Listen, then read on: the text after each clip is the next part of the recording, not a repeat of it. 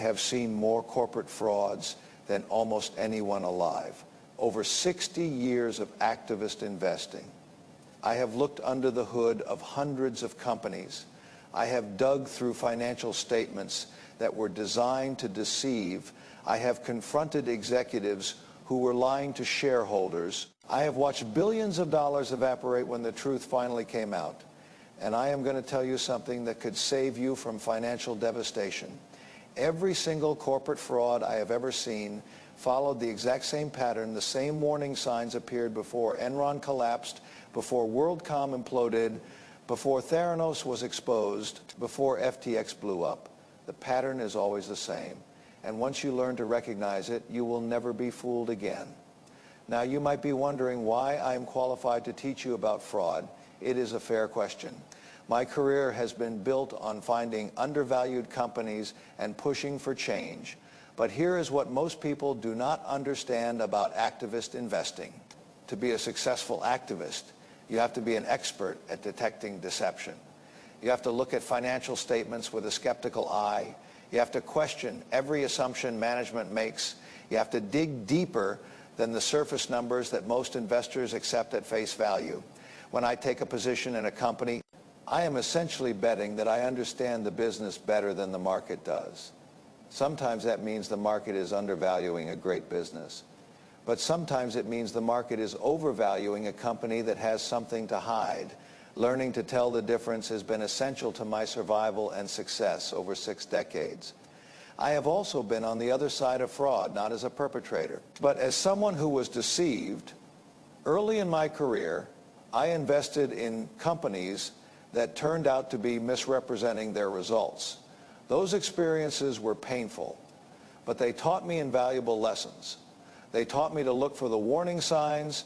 They taught me that what seems too good to be true usually is. They taught me that the most expensive mistakes are the ones where you trust the wrong people. Let me take you back to 2001. I was watching Enron from the sidelines, and something felt wrong. The company was the darling of Wall Street. Analysts loved it. The stock price kept climbing. They had revolutionized energy trading. They were expanding into broadband and water and every other business imaginable. The CEO was on the cover of Fortune magazine. Everything looked perfect, but I had learned over decades of investing that when something looks too perfect, it usually is too perfect. Real businesses have problems. Real businesses have bad quarters. Real businesses have challenges they openly discuss. Companies that present nothing but good news, quarter after quarter, year after year, are almost always hiding something. I started asking questions that nobody else was asking. How exactly was Enron making money? The financial statements were incomprehensible. They had these things called special purpose entities that seemed designed to hide debt and inflate earnings. The executives were selling stock while telling everyone else to buy. The auditors were being paid more for consulting than for auditing. Every single warning sign was flashing red, and then it all came crashing down. $63 billion in market value evaporated. Thousands of employees lost their jobs and their retirement savings. Investors who had trusted the company lost everything. The CEO went to prison. The auditing firm Arthur Andersen, one of the largest accounting firms in the world, was destroyed, all because the fraud pattern that I had recognized was ignored by everyone else. That experience crystallized something I had been learning throughout my career. Corporate fraud is not random. It is not unpredictable. It follows a pattern that repeats over and over again. And today, I am going to teach you that pattern so you can protect yourself from the next Enron, the next WorldCom, the next Theranos, the next FTX. The first element of the fraud pattern is complexity that serves no business purpose. Every major corporate fraud I have ever seen involved financial structures that were impossibly complex. Not complex because the business required it. Complex because complexity hides fraud. Think about the simplest businesses in the world. A grocery store buys food and sells it for more than they paid. A restaurant prepares meals and charges customers. A manufacturer makes products and ships them to retailers. These businesses are easy to understand. You can look at their financial statements and see exactly how they make money. Now think about Enron. They claim to be an energy company, but try explaining how they actually made money. They had trading operations and mark-to-market accounting and special purpose entities and derivatives and structured finance transactions. The complexity was overwhelming. Even sophisticated analysts could not figure out what was really happening. That complexity was not accidental. It was designed to prevent anyone from understanding the business well enough to spot the fraud. When you cannot understand how a company makes money, that is not a sign of sophistication. That is a warning sign. I learned this lesson early in my career when I started analyzing companies for potential activist investments. The companies with the cleanest, simplest financial statements were almost always the best investments. The companies with Byzantine structures and incomprehensible accounting were almost always hiding something. WorldCom is another perfect example. They were booking ordinary expenses as capital investments. This made their profitability look better than it was and their balance sheet stronger than it was. The accounting was not impossibly complex like Enron, but it was just convoluted enough to obscure what was really happening. When the fraud was finally exposed, it turned out they had inflated earnings by over $11 billion. $11 billion hidden through accounting complexity that auditors and analysts somehow missed. FTX is a recent example. Sam Bankman-Fried built an empire of interlocking companies with complex relationships and unclear financial statements. Money flowed between FTX and Alameda Research in ways that nobody could track. Customer funds were supposedly segregated, but actually were not. The complexity served one purpose: to hide the fact that billions of dollars were being misappropriated. When you are evaluating any investment, ask yourself this question: can I explain how this company makes money in 1 or 2 sentences? If the answer is no, if the business model requires a PhD in financial engineering to understand, be very careful. You might be looking at the next fraud. The second element of the fraud pattern is charismatic leadership that discourages questions.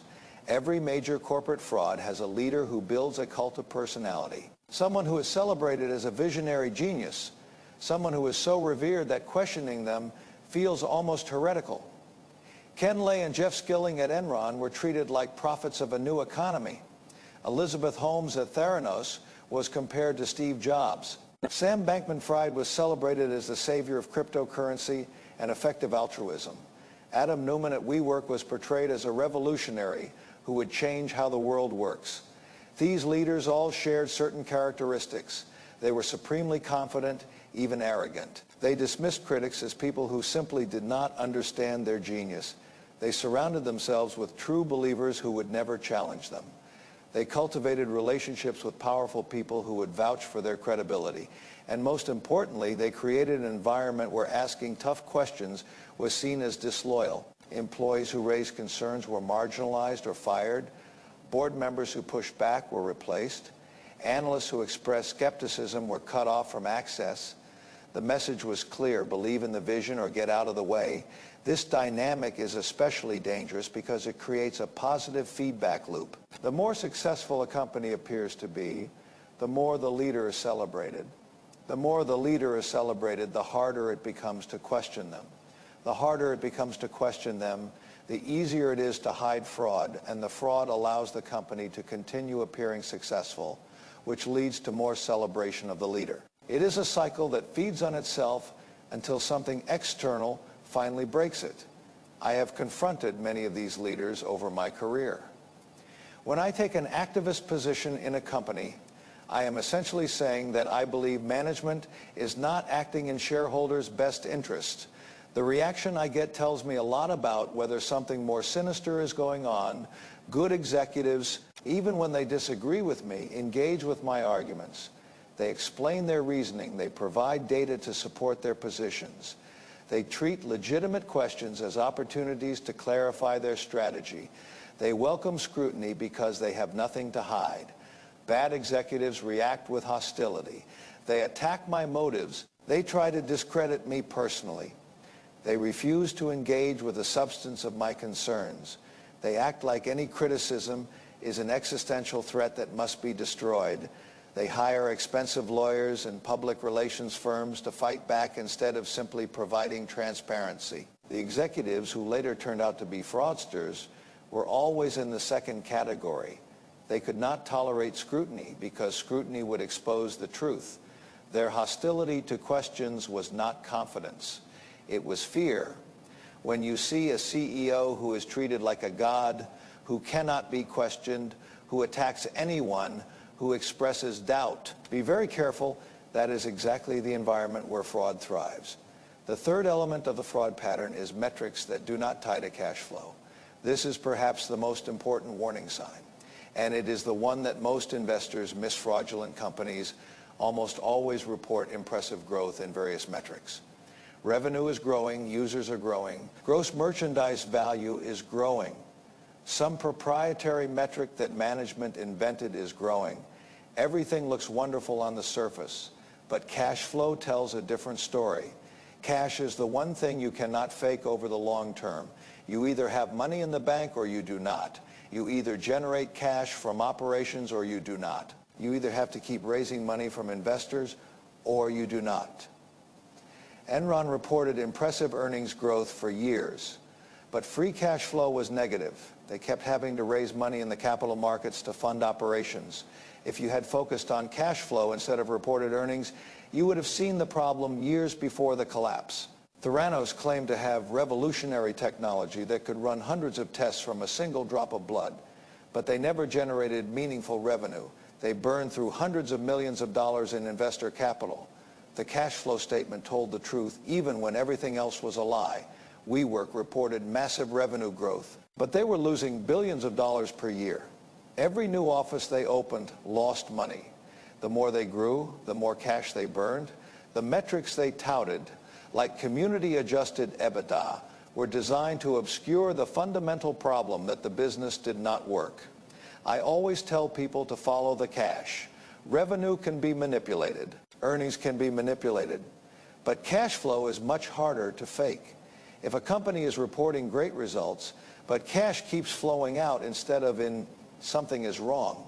Either the business model does not work or the reported results are fraudulent. Either way, you should stay away. Let me give you a specific technique I use. I compare the growth rate of reported earnings to the growth rate of operating cash flow. In a healthy company, these should grow at roughly similar rates over time. Earnings might be a bit more or less than cash flow in any given quarter due to timing differences, but over multiple years they should track each other. When reported earnings are growing much faster than operating cash flow, that is a red flag. It suggests that the company is using accounting tricks to boost earnings without actually generating more cash. That gap between earnings and cash flow is exactly where fraud hides. I also look at working capital trends. Accounts receivable growing faster than revenue suggests the company is booking revenue that it is not actually collecting. Inventory growing faster than sales suggests the company is producing products it cannot sell. Or worse, is inflating inventory values to hide losses. Accounts payable shrinking while the business is supposedly growing suggests suppliers are demanding faster payment because they do not trust the company. These are the details that matter. The headlines about revenue growth and earnings beats are designed to capture your attention. But the truth is buried in the cash flow statement and the balance sheet. That is where you need to look. The fourth element of the fraud pattern is auditor and board relationships that compromise independence. Every corporate fraud involves a failure of the institutions that are supposed to prevent fraud. The auditors who are supposed to verify the numbers, the board of directors who are supposed to oversee management, the regulators who are supposed to protect investors. These failures are not accidents. They are engineered by the fraudsters. They deliberately choose auditors who will not ask hard questions. They stack their boards with friends and cronies who will rubber stamp anything. They cultivate relationships with regulators to avoid scrutiny. A.T. Enron Arthur Andersen was earning more money from consulting fees than from the audit itself. The auditors had a massive financial incentive to keep management happy. They were not independent watchdogs. They were partners in the deception. At Theranos, the board was filled with famous names from politics and diplomacy. Henry Kissinger, George Shultz, James Mattis. These were impressive people, but none of them had any expertise in medical technology or laboratory science. They were there to provide credibility, not oversight. ATX, there was essentially no board oversight at all. The company operated without the basic governance structures that legitimate companies have. There were no independent directors asking tough questions because there were no independent directors at all. When you are evaluating a company, look at who the auditors are and what else they are being paid for. Look at who is on the board and whether they have relevant expertise or are just famous names. Look at whether there are truly independent voices who have the knowledge and incentive to push back on management. If the auditor is a small firm you have never heard of, be skeptical. If the board is filled with celebrities and politicians instead of industry experts, be skeptical. If there are no independent directors with significant skin in the game, be skeptical. These are the conditions that allow fraud to flourish. The fifth element of the fraud pattern is aggressive accounting that pushes the boundaries. Before outright fraud, there is usually a period of aggressive accounting. The company starts using accounting techniques that are technically legal but designed to inflate results. They recognize revenue earlier than they should. They capitalize expenses that should be expensed. They make optimistic assumptions about future performance. This aggressive accounting is often the gateway to fraud. Management starts pushing the boundaries because they need to meet expectations. Each quarter, they push a little further. Eventually, they cross the line from aggressive to fraudulent, often without even realizing they have done so. I have seen this pattern dozens of times. A company starts missing its internal targets. Rather than report disappointing results, management finds ways to massage the numbers. They ship product early and book the revenue. They delay recognizing expenses. They change accounting estimates in favorable directions. Each individual action might be defensible, but the cumulative effect is to create a false picture of the business. The warning signs of aggressive accounting are often visible in the financial statements. If you know where to look, revenue growing faster than cash collections, inventory growing faster than sales, accounts receivable growing faster than revenue, frequent changes in accounting policies, significant differences between GAAP earnings and the adjusted metrics management prefers to highlight. Let me tell you about some specific red flags I have learned to watch for over the years. Frequent restatements of prior period results are a major warning sign. Companies that keep revising their numbers have either incompetent accountants or are pushing the boundaries so hard that they keep making errors they have to correct later. Changes in auditors, especially when the company does not provide a clear explanation, are another red flag. Auditors who are doing their job will push back on aggressive accounting. If a company fires their auditor and hires someone new, it often means the old auditor was asking too many questions. Unusual fourth quarter adjustments are also suspicious. Companies that have strong results for 3 quarters and then take big write-offs or make big adjustments in the fourth quarter may be manipulating the timing of when they recognize good news and bad news. Finally, watch for companies that frequently change their segment reporting or the metrics they emphasize. If a company keeps redefining how they measure success, it may be because the old metrics started showing inconvenient truths. When I analyze a company for a potential activist investment, I spend a lot of time looking for these signs. I want to understand not just what the numbers say, but whether the numbers can be trusted. Companies with clean, conservative accounting are much safer investments than companies that are constantly pushing the boundaries. The sixth element of the fraud pattern is executive behavior that contradicts their public statements. What executives do is more important than what they say, and in every fraud I have seen, executive behavior diverged dramatically from their public statements. At Enron, executives were telling employees to buy more stock, while they themselves were selling millions of shares. At Theranos, Elizabeth Holmes was promising revolutionary technology, while internally the company knew the technology did not work. At FTX, Sam Bankman-Fried was preaching effective altruism and customer protection while secretly using customer funds for his own purposes. Insider selling is one of the most important warning signs. When executives are aggressively selling stock while telling investors how wonderful the company is, believe the selling, not the talking. Executives have access to information that outside investors do not have. If they are heading for the exits, there is usually a good reason. But insider selling is not the only behavioral warning sign. Look at how executives spend company money. Are they building lavish headquarters while the business is struggling? Are they using corporate jets for personal travel? Are they hiring their friends and family for important positions? Are they making acquisitions that expand their empire but do not make strategic sense? All of these behaviors suggest that executives are prioritizing their own interests over shareholder interests, and executives who prioritize their own interests are much more likely to cross the line into fraud. I have confronted countless executives over my career, and I have learned to trust actions over words. The executives who turned out to be trustworthy were the ones whose behavior matched their public statements. They owned significant stock and were not selling. They lived modestly. They made rational business decisions. They treated company resources as belonging to shareholders, not themselves. The executives who turned out to be fraudsters always had a disconnect between their words and actions. They talked about shareholder value while enriching themselves. They talked about long-term thinking while selling stock. They talked about frugality while living lavishly.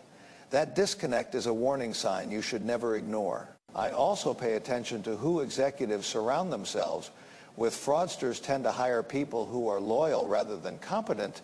They do not want to be challenged. They do not want independent thinkers asking difficult questions, so they fill their organizations with yes men and yes women who will go along with whatever the CEO wants. When you look at a company's leadership team, ask yourself whether these are the best people available or whether they are the most loyal people available. Are there people who previously worked with the CEO at other companies? Are there family members in important positions? Are there board members who seem to have no relevant experience? These are signs that loyalty is being valued over competence, which is exactly the environment where fraud thrives. The seventh element of the fraud pattern is a business story that is too good to be true. Every fraud needs a compelling narrative, a story that explains why this company is different, why traditional metrics do not apply, why skeptics are wrong. At Enron, the story was that they had reinvented the energy industry through sophisticated trading and risk management. At Theranos, the story was that they had revolutionized blood testing with technology that seemed almost magical. At WeWork, the story was that they were not just a real estate company, but a technology platform that would transform how the world works.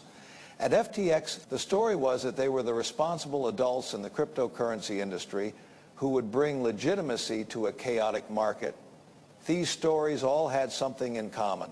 They were exciting, they were transformational, they promised to change the world. And they were used to justify valuations and expectations that made no sense under traditional analysis.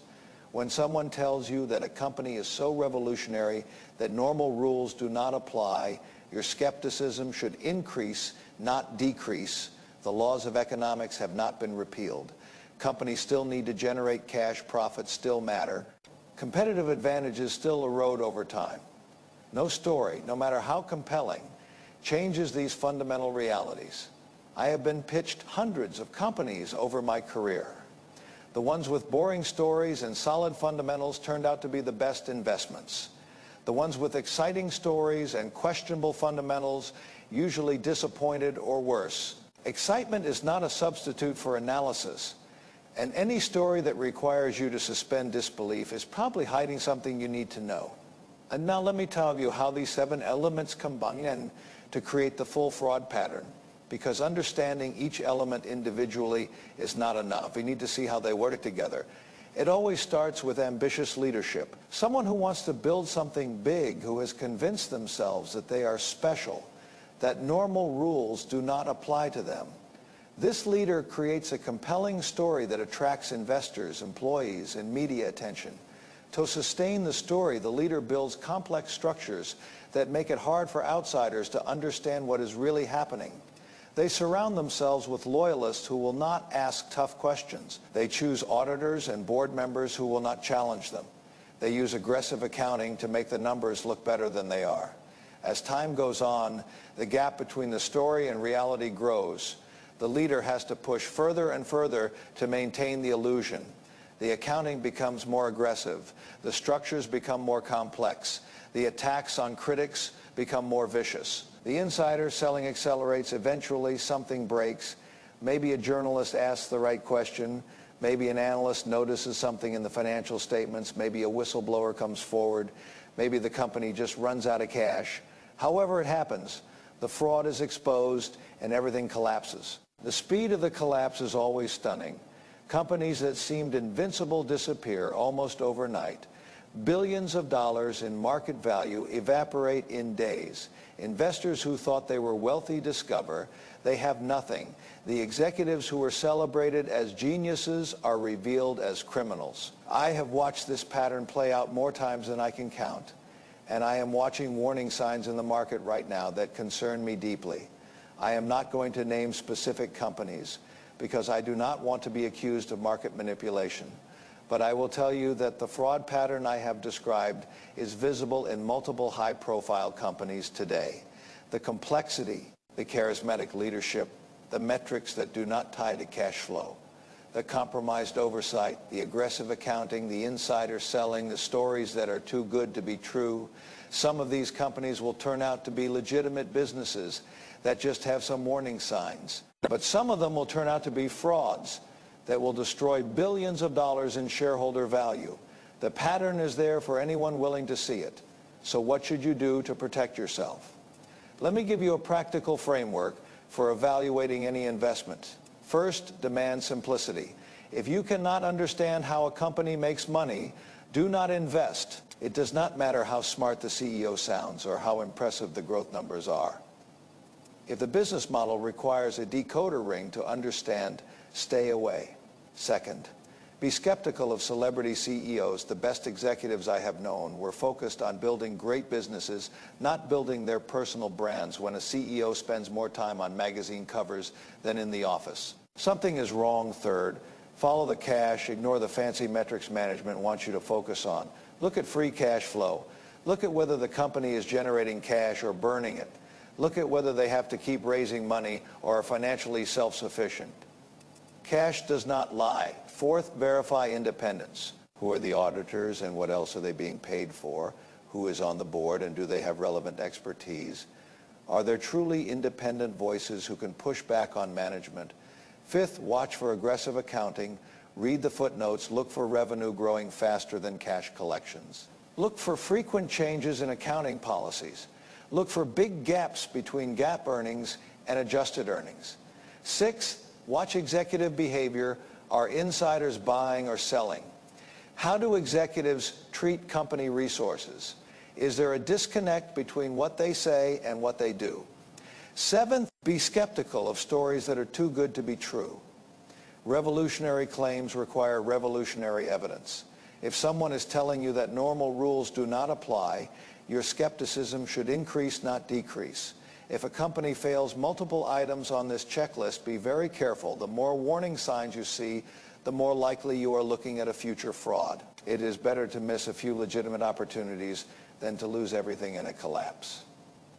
I want to leave you with one final thought. Corporate fraud is not just a financial crime.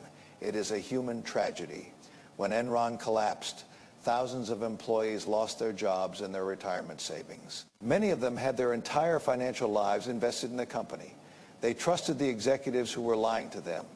They believed the story that turned out to be false, and they paid the price for someone else's greed. The same story is played out at every major fraud. Real people losing real money. Retirement plans destroyed. College funds wiped out. Financial security that took decades to build vanishing overnight. The executives usually walk away wealthy, having sold their stock before the collapse. The ordinary investors and employees are left with nothing. This is why I am so passionate about teaching people to recognize the fraud pattern. Not because I want to be right, not because I enjoy being skeptical, but because I have seen too many people devastated by frauds that could have been avoided. I have seen too many families lose everything because they trusted a story instead of demanding evidence. You do not have to be a victim. The warning signs are always there if you know where to look. The pattern is predictable, even if the specific timing is not. By learning to recognize the 7 elements I have described, you can protect yourself and your family from the next Enron, the next WorldCom, the next Theranos, the next FTX complexity that serves no purpose. Charismatic leadership that discourages questions. Metrics that do not tie to cash flow, compromised auditors and boards. Aggressive accounting, executive behavior that contradicts public statements, stories that are too good to be true. These are the warning signs. These are the elements of the fraud pattern. Learn them, remember them, apply them to every investment you make, and you will avoid the devastating losses that have destroyed so many investors who came before you. I want to add one more thought before I finish. The fraud pattern I have described applies not just to individual companies, but to entire sectors and markets. When you see an entire industry characterized by complexity, charismatic founders, metrics divorced from cash flow, weak governance, and stories that seem too good to be true, the whole sector is at risk. Think about the dot-com bubble of the late 1990s. The entire technology sector exhibited the fraud pattern, complex business models that nobody could explain, charismatic founders who were celebrated as geniuses, metrics like eyeballs and page views that had no connection to cash flow, boards stacked with insiders and venture capitalists, aggressive accounting that created the illusion of profitability, stories about a new economy where profits did not matter. When that bubble burst, trillions of dollars in wealth disappeared. Companies that were valued at tens of billions turned out to be worth nothing. The fraud pattern was visible to anyone who looked, but most people were too caught up in the excitement to see it. The same pattern was visible in housing and financial stocks before 2008. The same pattern was visible in cryptocurrency before the collapses of 2022. And I believe the same pattern is visible in certain sectors today. I will not tell you which ones, but if you apply the framework I have taught you, you can identify them yourself. That is the wisdom of 60 years spent looking under the hood of corporate America. That is what I have learned from watching fraud after fraud unfold, and that is the most valuable lesson I can share with anyone who wants to protect their wealth and their financial future. The fraud pattern is real, it is predictable, and now you know how to see it coming.